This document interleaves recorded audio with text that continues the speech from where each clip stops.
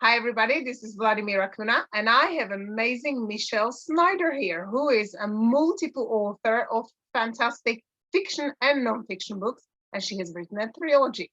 She's an author, a speaker, a founder, and vice president of, and I'm going to read this, Foundation for Research of the Enzmann Archive, and she will tell us more about it.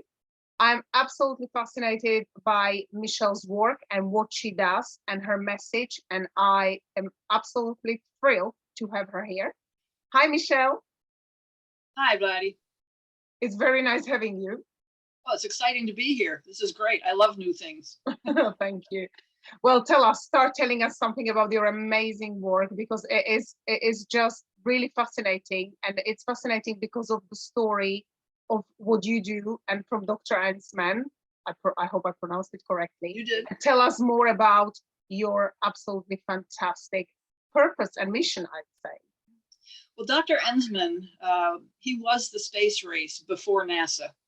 And he has doctorates and master's degrees and spoke 15 languages. So this man's brain was amazing. He's like a walking encyclopedia, this guy.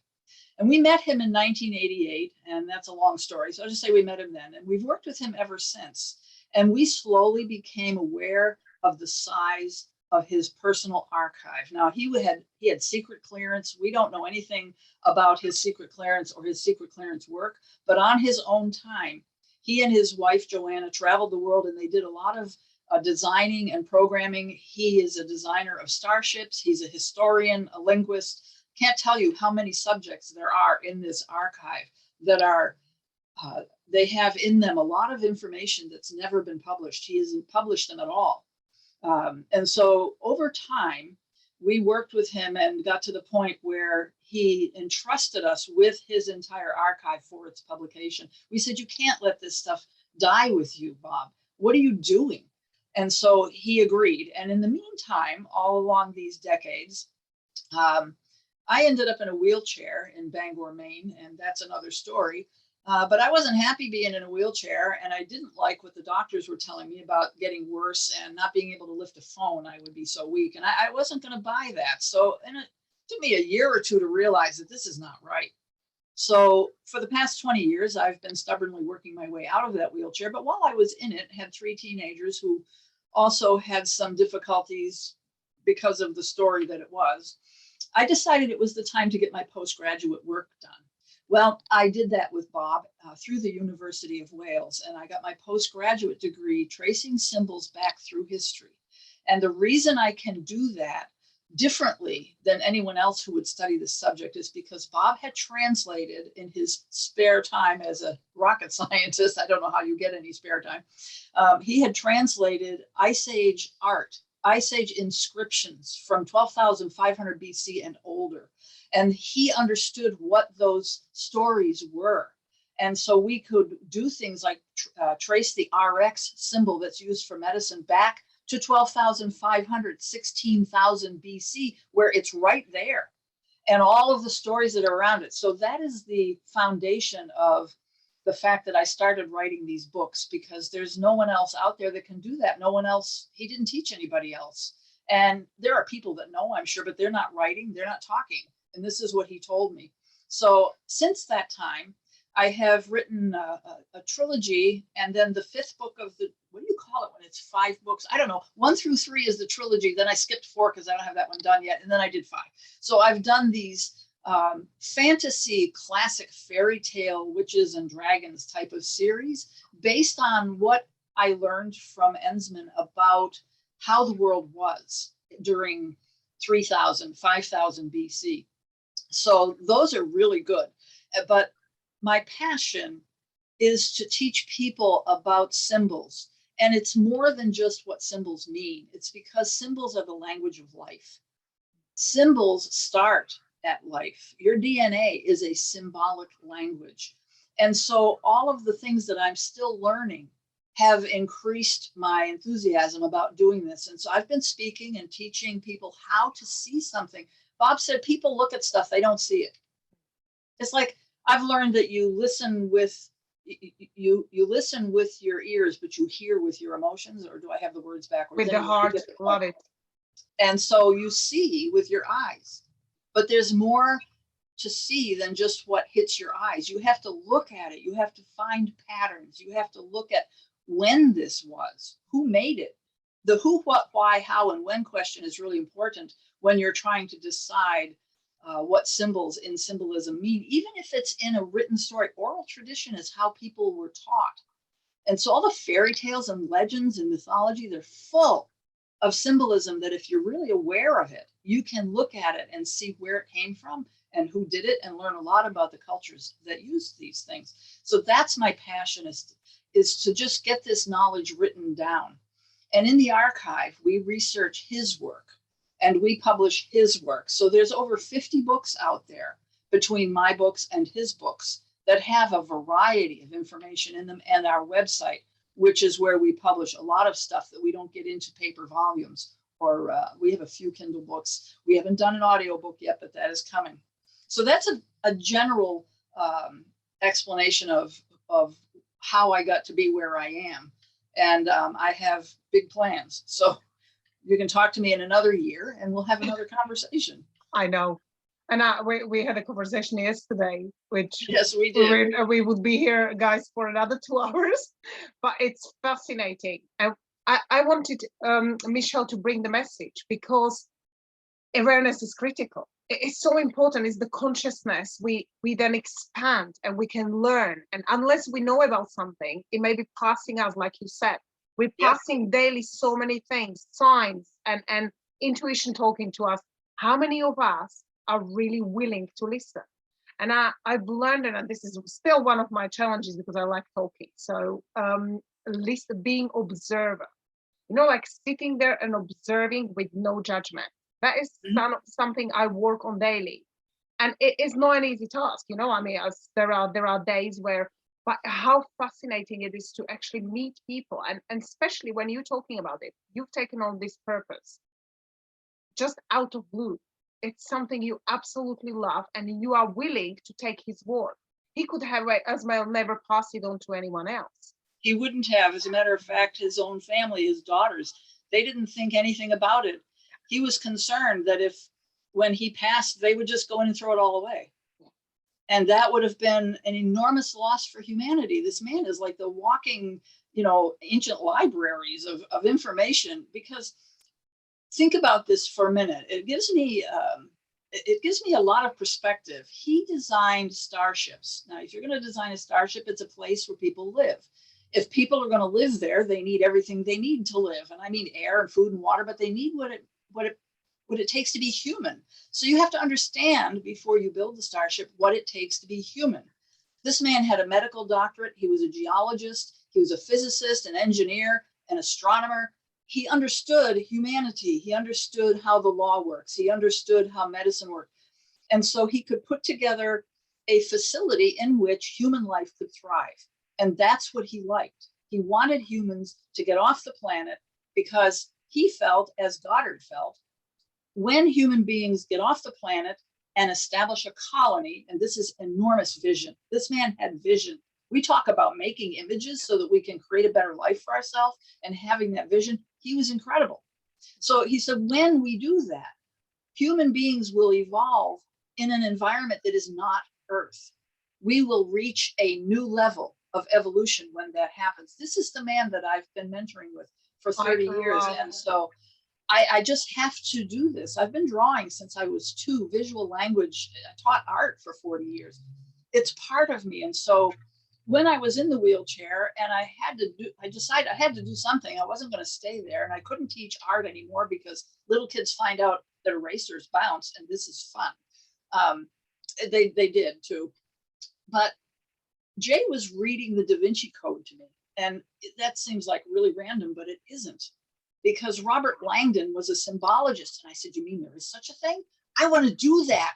I couldn't find a university. There wasn't a university that I could study symbols in. There wasn't one, unless you wanted to become, a tarot card reader, which is I can do. But that's not the point. The point is I wanted serious tracing through. And so I had to work with Bob, and I found the University of Wales, their Department of Theological and Religious Studies. There was a doctor there who was absolutely fascinated with biblical imagery. It was as close as I could get. So he supervised my thesis and we did it. And so that seems to be, if I hadn't ended up in a wheelchair, I'm not sure this would have happened when it did or if at all. I had to do that. It's just, that's one of those serendipities you find in life that makes an enormous difference. I am nowhere, I wouldn't be here if that had not happened. So challenges happen for a reason. And it wasn't fun. There were a lot of struggles in our family at that time, but everybody's got great relationships. They're off on their own. My kids have left and I have my house to myself and my husband. So it's been fascinating. And then I decided I didn't want to just write nonfiction because oral tradition is really amazing. And so I did write the trilogy. It's called A Tale of Three Kingdoms. The first book is The Lost Unicorn. The second book is The Lost Mermaid. And the third is The Lost Dragon. And they build, and it's an excellent story. And it's pretty much what Bob said that who was it that wrote Lord of the Rings? Tolkien. Yeah, he had a really excellent grasp on what life was like around 4,000 or 5,000 BC on Earth. And then he put fantasy characters into it, which is what I did. So because I'm a symbologist, I used mermaids the way that I believe that symbol evolved, but not to the point where it interrupts the fantasy of the book. There are wizards and dragons and witches and magic and all kinds of things. And so that was fun to do. It's fun to write. It's fun I to write. am absolutely buying your books. This is definitely my type of reading. I was going to say that yesterday. Yes. I also wrote a series of original fairy tales. There are 2 books that I have original fairy tales, and there's 12 in each book. It's The Tears of the Dragon and Call of the Dragon. And those are, you could read them to kids. There's nothing inappropriate in them, but they're not kids' books. My son reads lots of dragon books, loads of dragon, anything about dragon really. And my daughter is attracted by unicorns. So it's funny you mentioning those. My daughter's 7, my son is 10. Probably your son might be able to read them. You could read them, he could read them to your daughter. Yeah. They're appropriate, they're family appropriate, but they're not written as kids' books. You know what I mean? There's a difference. Yeah. So, but they're all written from the foundation of what I call the Enzmann universe. He wrote hundreds of science fiction stories to try to communicate to people what a starship culture would be like. And we are combining those into a sci-fi series of between 5 and 7 books. And it's enormous and it's a lot of work. Your books are definitely worth not only reading, but they should be made into movies. And I believe they will be made into movies. I know it's one of your goals. All they need to do is read the book. They'll like the stories. It will happen because it will sell. If it wouldn't sell, people wouldn't say make it into a movie, but it will sell, and they will do it because of that. Because of the realness, because of the centuries, the civilizations. We talked about this yesterday. This is why it's kind of my passion as well. I love when it's something that is these messages, they should not die. And I love what you do because you're actually someone who comes and says, no, this has to stay here. Imagine the years, the passion, the work, and everything he put into it. Yep. And then so many things actually do die. I mean, they're rediscovered, or years later, we hear stories where hundreds of years there's something happened and nobody knew about this, nobody discovered this. There are so many, and that's why I believe that awareness is so critical. Like if we are aware, then we're searching for things and things come to us. The laws work always, whether we believe it or not. I do love personal development. And when you're talking about the pictures, it's my favorite part because I believe mind works in pictures. If you can picture your desire and things, and when you're talking about the spaceship, it is so fascinating as well to know that actually how Bob Proctor talks about environment and the impact of environment. When you move the person into the certain environment, that person becomes someone else than if the person would grow up in a different environment. The environment is so important for us.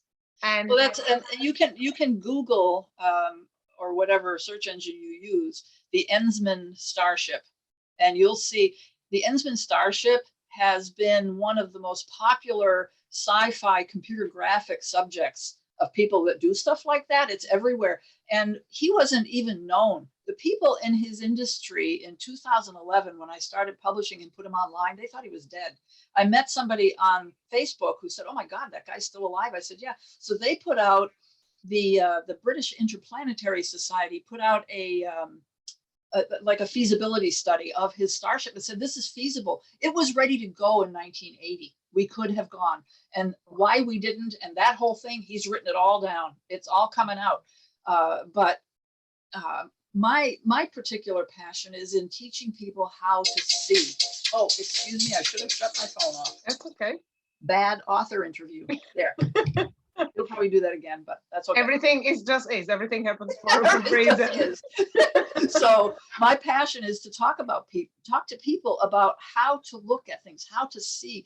And I know that each person is individual. They've got their own programming. They've got their own mind. They've had their own life. And what I teach them, what I talk to them about affects everybody differently. But I can see brains starting to think and starting to realize what's going on. One of my favorite things to do that has to do with paradigms. This is funny that I'm now learning about my paradigms, because I teach that you got to get rid of one paradigm that I grew up with. And that's the fact that there were no such things as cavemen. Now you say that to people and you see if you can see people's minds, which I'm very sensitive to the energy, it confuses a lot of people. A lot of people understand that.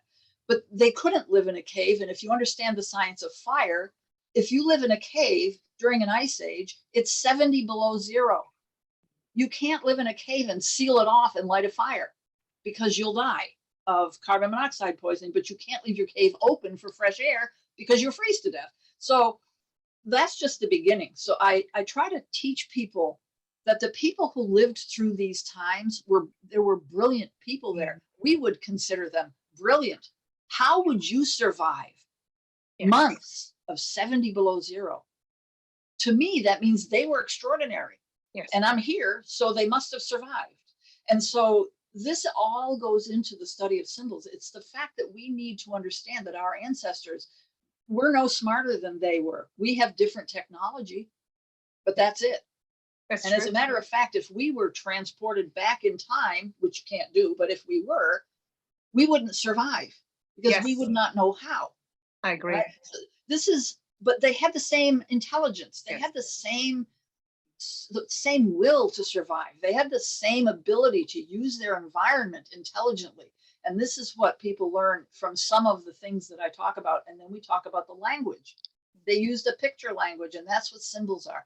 Symbols, you got to get down to what a definition of a symbol is. There's all kinds. You look on Google, you'll find all kinds of definitions. But to be very basic, it's an abstract. That's it. It's an abstract of a thing, an idea, a concept. If you show me a photograph of your house, is that your real house? No, it's a picture of your house. Therefore, it is a symbol of your house. You could draw the same thing, like little line drawings like your kids used to do. That's a symbol of a house.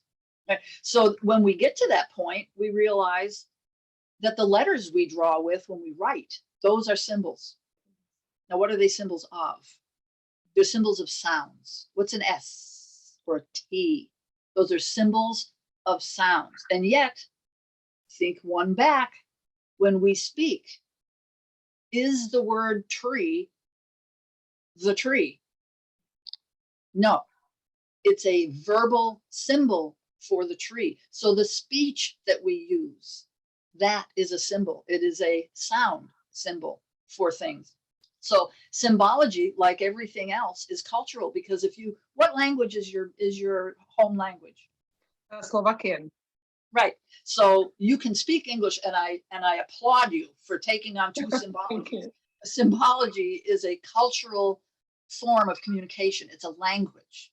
It's also the study of symbols. It's two things. So we learn the symbols. So when I say tree, you understand it. People in the United States understand it. But if I went and said tree in China, they'd have no idea what I was talking about. So true. So it's cultural, as is all learning. So people, they start to think.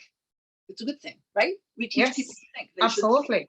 So this is really important because what I'm learning now is so much part of that, that it's going to be integrated into what I already speak about.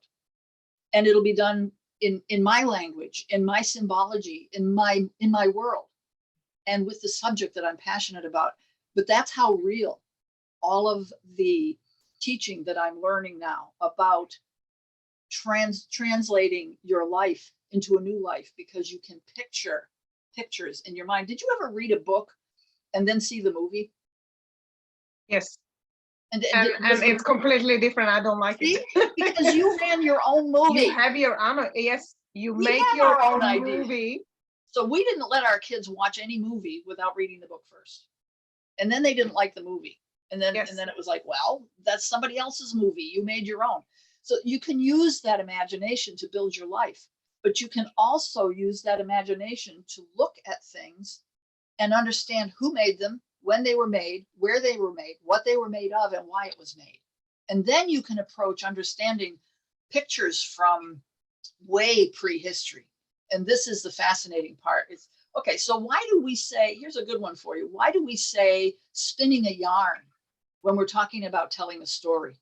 Why is spinning a yarn translate to telling a story? I ask these why questions, and Bob would answer them. No. But he didn't answer them. He made me find the answer, but that's how you learn. So the reason is, and I will tell you this one, but there's plenty of those questions that I won't answer until I'm talking to people about them and can get a feel for where they're at. The reason we say that is that in the Ice Age, they lived in triple walled houses with fires inside that heated the air from outside, and it went up the chimney. So they didn't die of carbon monoxide poison, but stayed warm. Bob said 55, 60 degrees was warm inside in those days. But if it's 70 below outside, that's quite an accomplishment. So they would say they can't go outside. You'd freeze to death in 5 minutes. They wore quilted clothing. So they had to make their textiles. Everything they had to make. And so the women would stay in with the babies and the children, and they would be spinning and telling stories to teach the children. While they were spinning their yarn, they are teaching their children with stories. And that's how old that phrase is. It's fascinating. Some people go, well, that's no big deal, but it is. It is really a big deal, because this is just why I love what I do. I don't know how many, I get so much of this stuff in my brain, but it makes great conversation. You know, I'm trying to quickly find, I might not be obviously when you need to find something, and I wasn't ready for this, but No, I've heard Oprah. If you just want to see whether I could find this. Oh, I will probably not find it, but, or maybe as we speak, okay. I find, oh, there it is. Oprah Winfrey. I've heard Oprah, and she said there is no story anybody has ever heard that somebody else hasn't experienced. Well, that's true. Even though I've made up my own story, used my own words, and put them in my own order, it is a classic fantasy fairy tale. And they all have the same elements. It's the same story, because human experience is what we write. And that's what feeds someone else. That's why they enjoy it. It's a human experience. And there are only a certain number of those plots. I think 72 is the number there is. I don't know why that is, but that's what they say. It is so interesting, because I remember when my kids were very little, I used to take them to signing language class, and it was really amazing to watch these toddlers, how they responded, and it makes you think like there was such a great way of understanding, and you could see the different responses as opposed to the words which you were just describing, saying a tree and saying it, and also watching children speaking many languages. You can see how they respond and how they're figuring out what's the difference. Well, your children learned to make finger signs. They used finger symbols instead of word symbols. That's good to know. I mean, it's a good thing to teach them. That's unusual. Most people don't do that. They don't teach their kids sign language. It's a good one to learn. Mm-hmm. Bob refused, because when he was getting old, like in his late 90s, he couldn't hear very well, but he wasn't going to learn sign language. That was not happening. So we did a lot of lip reading. It was fine. Yeah, which is It- fantastic. So yeah, how important, what would you say? Why is it so important for us to learn? I mean, not only because of the civilizations and what you described, it is really so important. I grew up in a post-communism country, and I know my grandpa was in a war, and the stories he told us and the things they made and did and how they thought, it's people don't have that understanding anymore because of not having an awareness. And again, we come back to what they watch in the TV, they just on screens, Yep. not experiencing the life. They just looking at what other people do, but you learn through doing it, through experience. Well, I think one of the things that happened to me when I was studying with Dr. Enzmann to do my thesis was I learned to look at humanity differently. I had a broader view of the history of humanity, and I understood something. And this is a hard lesson for some people to learn. Consensus reality is what he called it, and that is what most people think or believe. It's not true, but they believe it. And he said, just because the majority of people believe something doesn't make it true. And if it's wrong, it doesn't make it right. So I've learned to look at what he wrote and compare that with other things. And I decide for myself what makes sense to me. And if you think about it, and you can say, well, that makes sense. But if the puzzle piece fits and it makes sense, then it doesn't matter who believes or doesn't believe the way that you do. Even when it comes to history, come on, winners write history. Everything that's written by humans has a bias. We have to know that, but in it, you can pick things out that are really important to know. And so I learned how to expand my awareness of what humans have been. And that makes a difference because what we understand about history affects what we think of today. What we think today is what we base our future on. And so to understand history is to have, if you understand history in a more accurate and truthful manner, we have a better chance at a better future. And so to me, it's very important. But the other thing that happens is that you learn not just to see what you're looking at differently in terms of looking at a symbol. That happens to everything. You look at, it's like listening, you were saying. You were learning how to listen. Well, he talked a lot about that, but he was more into what things look like. People don't see the things. And I have a good example. Do you know what the Aztec Sun Calendar is? Aspects, yeah. Yeah, the Aztec Sun Calendar, okay? Well, I didn't even find this. Jay found it. He has always been able to do this. There is a Gorgon in the middle of that sun calendar. Now, what is a Gorgon from Greece doing in the middle of an Aztec calendar? And that's the question that I answer. So I didn't even see it. It's like, what? I'm the symbologist. I'm supposed to see this stuff, but he is brilliant this way. He has had, I think this is what attracted me to him to begin with. I'm 6 years older than he is. He was 19, absolutely adorable, and had this brain that was unbelievable. So we've been together 40 years. And so between the two of us, we get this stuff done, but I need to still work on my more attentive listening and my more attentive seeing. People will listen to your program and listen to the personal development programs, and they'll understand you have to learn how to listen to people. But it doesn't teach people to see the same way they listen, and it should. Not that shouldn't, but somebody should. And that's kind of what I do. I open people's eyes to what they're looking at and how you look at this stuff. And symbols, I mean, Da Vinci I thought I'd go big on his coattails, but I don't need his coattails because he couldn't do what I do. And so that's part of what's really important is it's opening their awareness of what they see. And that's so true. And opening their awareness that there are things to look at that usually just pass in front of you, but understanding that they have meaning. We look at weird symbols. You ever looked at a really old symbol? Alchemy does this. Alchemical symbols, you look at it, you go, what is that? You know it means something, but you have no idea what it means. Okay, this is really a weird feeling because then you can start to figure out what that symbol means. And then you have awareness of what the symbol means. And it's fascinating. To me, it's fascinating. And I've talked to a lot of people who really enjoy what I teach. So that's basically what I do. I absolutely enjoy what you do. I could listen to you for hours, and you know, and I have to admit, this is something I'm absolutely interested in, but I don't know much about.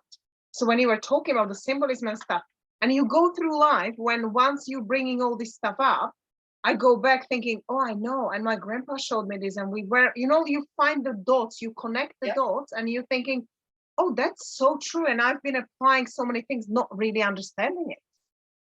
And well, but they work. Yeah, they do. If they don't work, you stop They applying absolutely them. work. And we did have a chat about the Toltecs and stuff, and those are civilizations which knew something. They just understood meaning of life on such a deep level. The Toltecs got together to study perception. Very interesting subject to study. So when you read about what they wrote, it all came from their study of perception, which is pretty fundamental. You know, how you perceive something.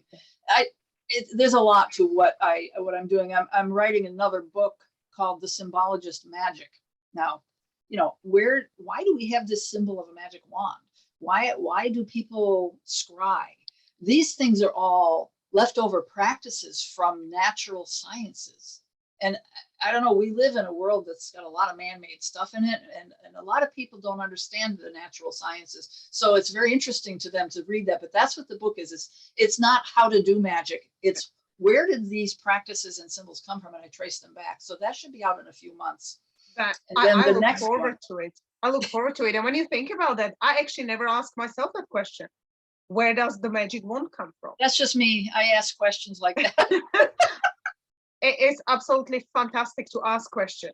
And, you know, like more and more studying, obviously, studying is the main thing. And the more I understand, it's you start questioning things and the answers come back to you. They do, because that is what you energetically attract. You really, with your heart desire, following something, you finding out the answers. And we did talk about this yesterday. It's that energy, you can connect to energy of those people who actually did that.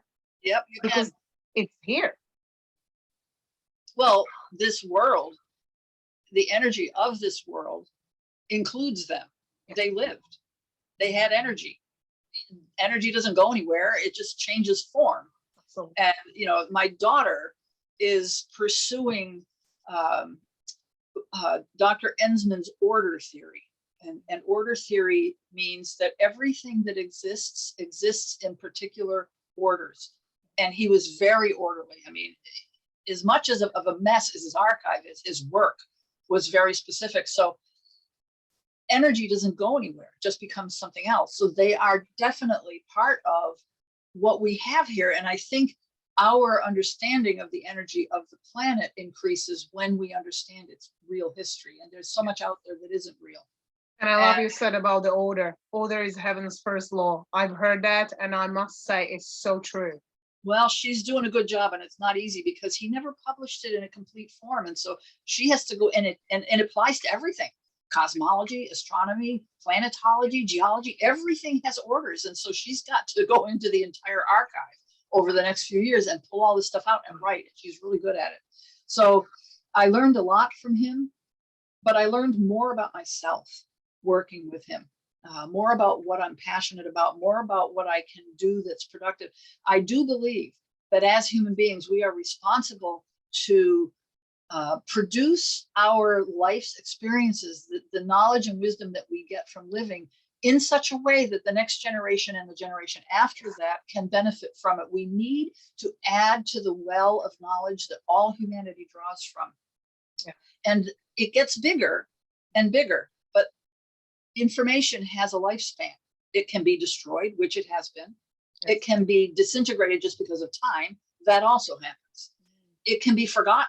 My husband was teaching in 2000. He was teaching a high school class about media. And he asked them what 16, 33, 45, and 78 meant. They had no idea. He asked them, he drew a symbol on the board, and he asked them, what's this? And they had no idea. They said, no, that's the recycle symbol. But those are vinyl record speeds. Now, come on, 2000, that was a long time ago. And these were seniors in high school, and they had no idea. They understood what a cassette was, but they didn't know about vinyl records. And that's only a generation or two. So Yes. how quickly does information disappear because we're not teaching it anymore? If something is common knowledge, pretty soon it isn't, because we stop teaching it. We think, oh, everybody knows that. Well, they do now. You are so right. And it's just with the example which I talked about my grandpa, knowing what I know now, and obviously because we were exposed to it and we were taught. We had a group of scouts where the leader said, and these are 11-year-olds, and the leader said, well, where do potatoes come from? Half of them said supermarket. That was as far as they could actually identify where the potatoes are from. And it gives you, it makes you think like there's something wrong here with us. Some people don't know that eggs aren't dairy because they sell eggs next to milk, and that is scary. Jay says to them, yeah, when you see a cow lay an egg, you let me know. But seriously, if people don't know where their food comes from, then we're in serious trouble. Yes. And so knowledge is powerful. Yes. And I often think we're so responsible, like what you said is so powerful. And I've learned from Bob Proctor and Peggy McCall one thing, and it's not one thing, but this is the most powerful thing. It's not where you go and what you achieve. It's who you become in the process. You just described that. It's about who you discovered you are. And another thing I've learned from Neil Donald Walsh was I am the source of love and the source in the life of another. Not just to declare I am the source. We are. If we are the source of love, we attract love. If we are the source of knowledge, we attract knowledge. But he said in the life of another. That's why you're here. And that's what that's what source means. It means that someone can come to you for that. You're the source. Yeah, source to sink is another scientific. Everything that the Proctor Institute is teaching and that I hear from Peggy, everything is just Bob's science. In other words, I think he was an unconscious competent. He was very wealthy, millionaire, multimillionaire. And he said, making money is the easy part. But he couldn't explain it. Yeah. He couldn't explain it. You could teach me the economy. He said, people think the economy is a pie. Well, it's not. It's more like a river, because the more creative innovations that go into that river, the bigger the river gets, the more money there is. He said, it's not a pie. You're not taking from someone else when you succeed. You're adding. Yes. And so that was an important lesson for me. And now I'm very excited about getting, now that we can go places and actually be with people, and that we have this technology called Zoom or whatever technology that you use to connect. It's really exciting because I can get to more people. And I will be constructing a couple of classes that people can buy and just download and take online. That is an excellent way to learn. Like I'm learning from Peggy. It's good to do that. And so that is so important. Yeah, sorry to interrupt. That is so important. So more and more people actually understand, because everyone will think it's that we are getting, like when you mentioned your Bob and Peggy, it's it's the same message, not probably exactly the same, but there are messages which just come experience different way. So they come out of people's mouth different way. But when you think about that, it's still leading you to the same thing. Fundamental. It is. And that's one of the ways people want to know, how did you become a symbologist? And that's a difficult question, because first of all, I'm an artist. That's visuals. It's like I used to say, well, little kids get pictures in their books. What happens when you're in high school? There's no pictures in the books anymore. But there's words, but that's not the same thing to me. So I don't know how to do that, except for to say it was a long process. It was something I was passionate about, and I did a lot of studies. I read dozens and dozens of encyclopedias and symbols dictionaries. It's just, I found them fascinating. Other people would read the first 3 pages. Well, how did you do this? But it's not their thing.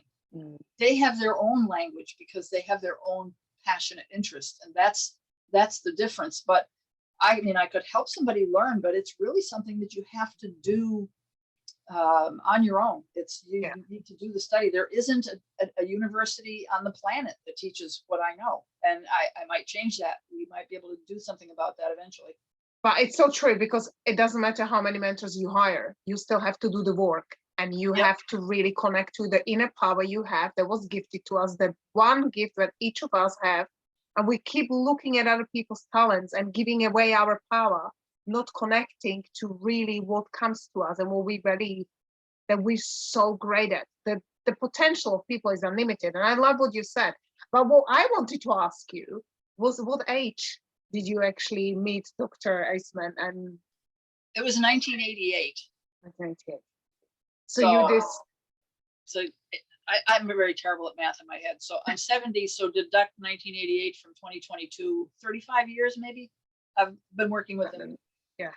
He passed in October of 2020. Okay. In his late 90s.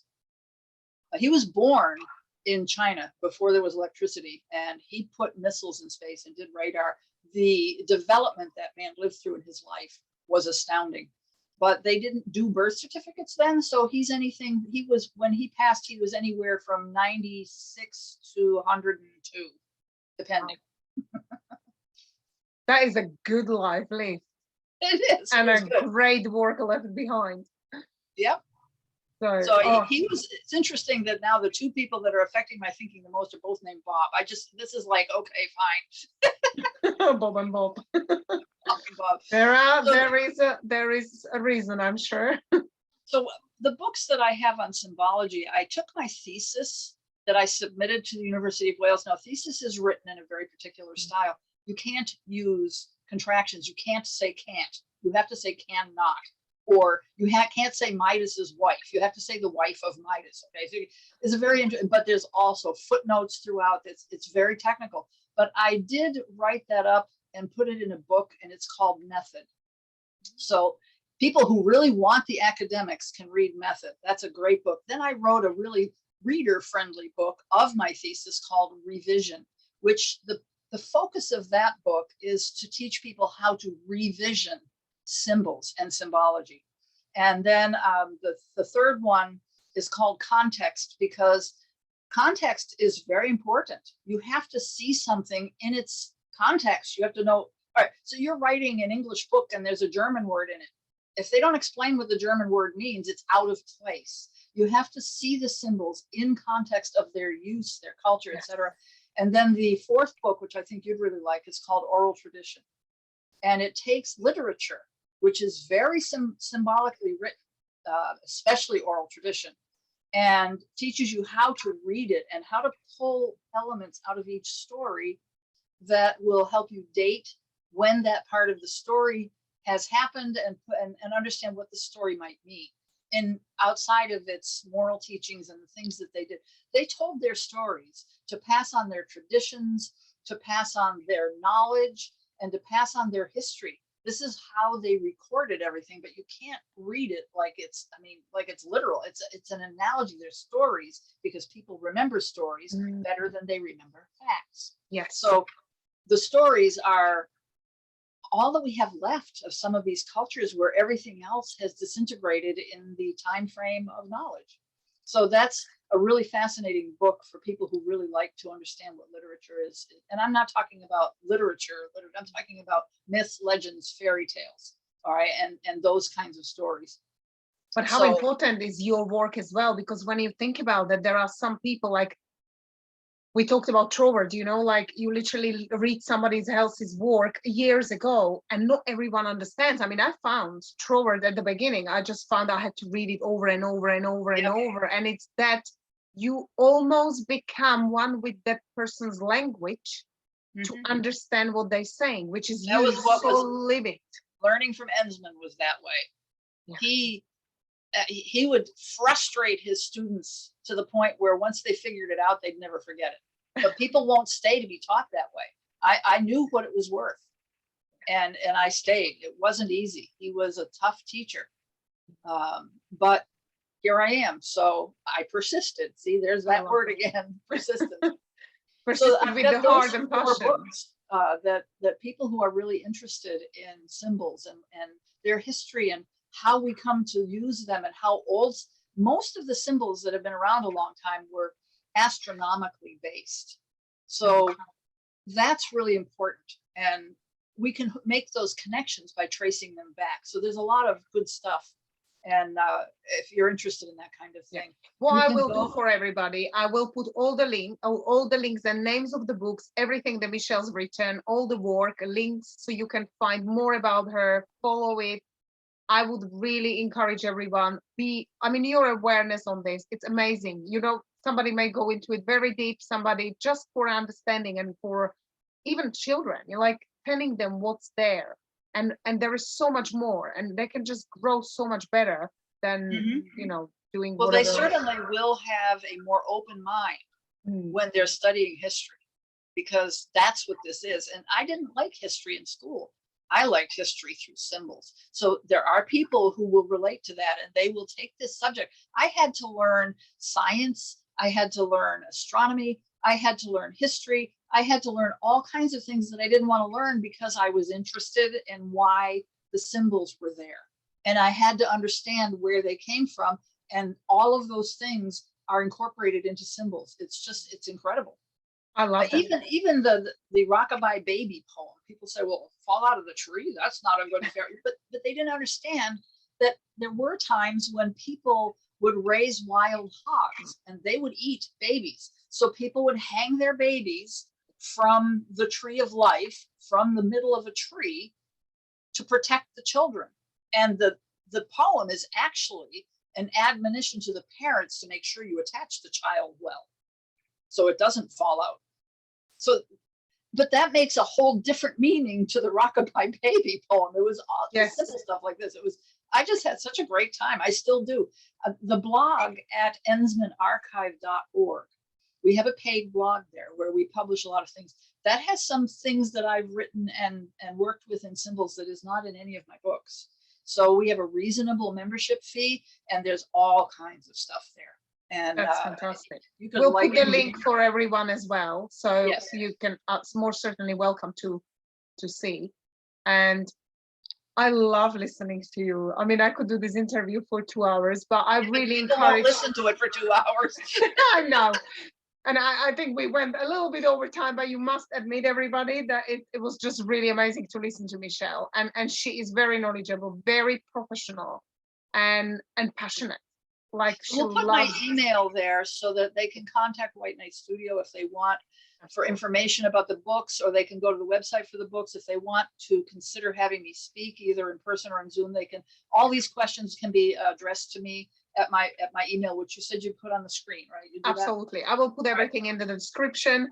And if that's a great point, actually, if anyone knows anyone who actually works with these materials for universities, Michelle would absolutely love to talk anywhere. And that's given me a great idea. I did do a seminar on the greatest love stories in the world at Framingham University in Worcester, Massachusetts. That was fun. That's all about fairy tales. They are the greatest love stories in the world, Fairy tales. Yes, that's true. I love fairy tales. Prince Charming. I mean, come on, who can't love Prince Charming, really? Yes. I still read fairy tales. I shouldn't admit this on a public, but I still do. You should read fairy tales. They're really good for you to read. And I did mention to you, I've written one is ready to be published soon, and another 3 to go. So good. Keep it up.